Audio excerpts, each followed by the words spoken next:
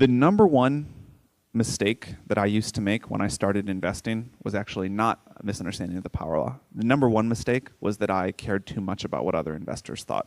And the sooner you can free yourself of this, the better. I think this is a very common mistake that people make when they start investing. You get very swayed by what previously successful investors think. The first question that most people ask YC startups is, who else is investing in your round? I would say 80% of investors outsource 80% of their decision making to what other people think about an investment opportunity. But the problem is everyone does that.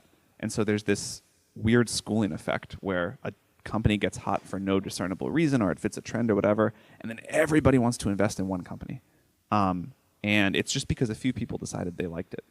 So the number one mistake I made was to be too swayed by what other investors thought good and bad about a company. After I corrected for that, the second biggest mistake I made was not understanding the power law. The power law means that your single best investment will be worth more to you in return than all of the rest of your investments put together. Your second best will be better than 3 through infinity put together. And this is like a deeply true thing that most investors find.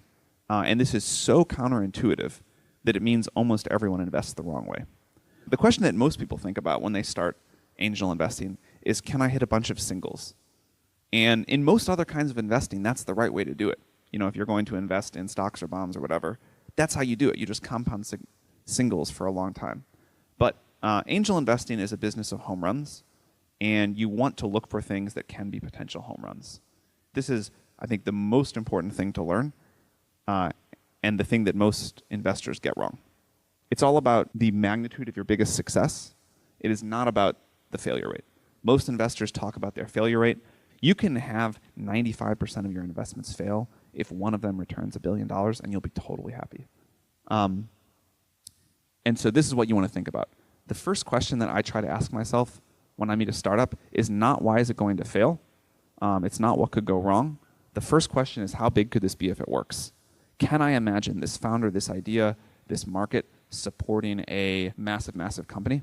And then I think about all the things that could go wrong.